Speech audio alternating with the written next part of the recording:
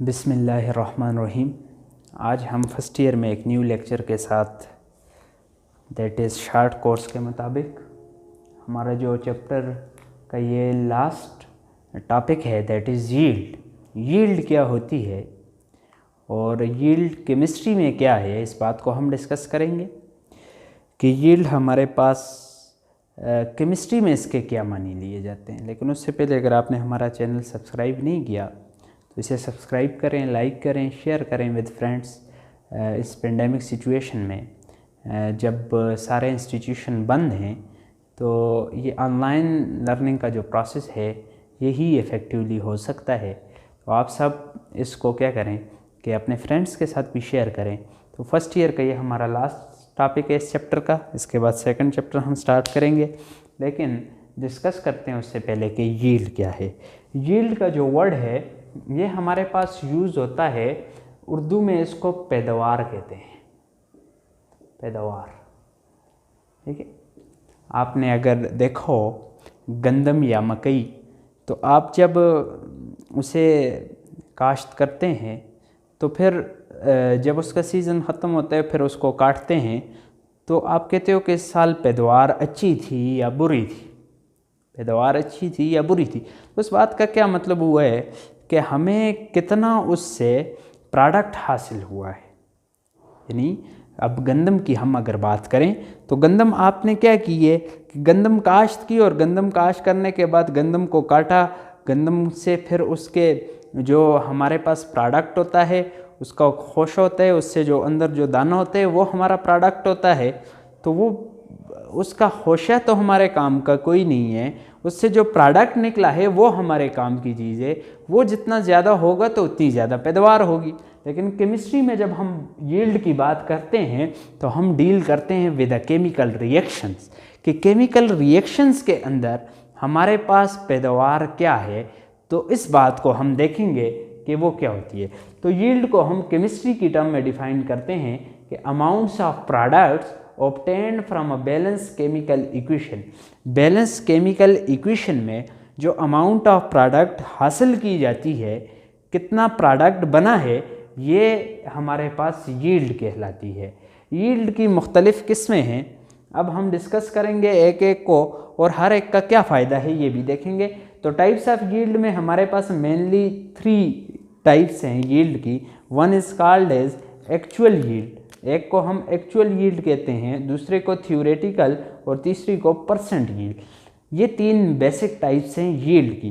तो आपसे एमसीक्यूज़ पूछा जा सकता है एमसीक्यूज़ के लिए कि हमारे पास there are 3 main types of yield, one is actual, theoretical और परसेंट। ये बात आपने यार। अब इससे एमसीक्यूज़ कैसे आएगा? एमसीक्यूज़ ऐसे आता है कि which one of the following is the type of yield. तो ऑप्शन ए आपके पास होगा एक्चुअल यील्ड, ऑप्शन बी होगा थ्योरेटिकल यील्ड, ऑप्शन सी होगा परसेंट यील्ड और ऑप्शन डी होगा all of these.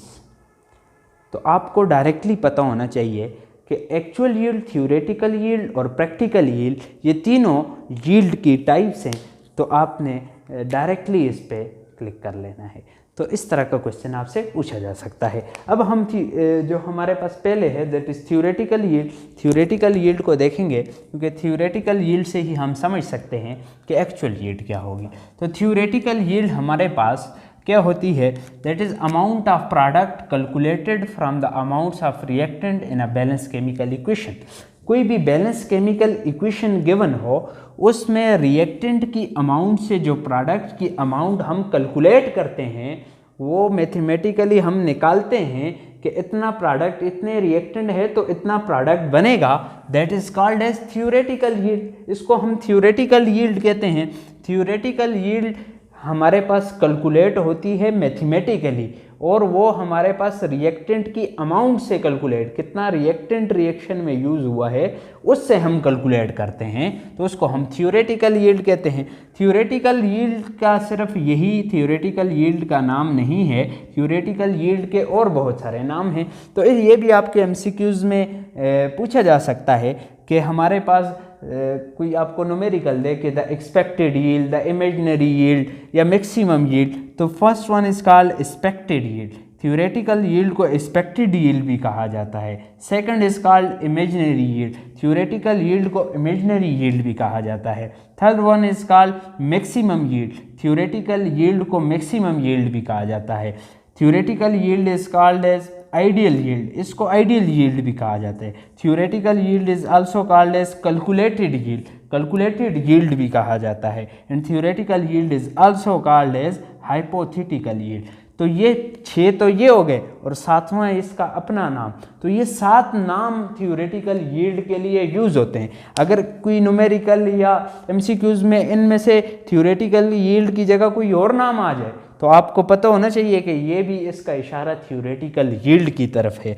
Expected yield हमारे पास होती है ये इमेजिनरी, ये यील्ड हमारे पास इमेजिनरी इसको इसलिए कहा जाता है कि ओरिजिनली जब केमिकल रिएक्शन होता है तो सारी जो हमने कैलकुलेट की हुई यील्ड होती है, ये बात हम आगे एक्सप्लेन करेंगे कि what is difference between actual yield and theoretical yield, लेकिन ये हमारे पास उतनी अमाउंट रिएक्शन में नहीं आती जितनी हम कैलकुलेट करते हैं, इसलिए हम कहते हैं कि ये इमेजिनरी है। मैक्सिमम का ये है कि ये 100 थ्योरेटिकली हमारे पास रिएक्शन में, अब हम एग्जाम्पल करेंगे तो उससे ये बात एक्सप्लेन होती है कि मैक्सिमम यील्ड है, मतलब 100% रिएक्टेंट प्रोडक्ट बना दे तो वो 100% प्रोडक्ट बन गया तो वो मैक्सिमम यील्ड होगी। लेकिन असल में ऐसा होता नहीं है। जब होता नहीं है, क्यों नहीं होता, इस बात को हम आगे एक्सप्लेन करते हैं।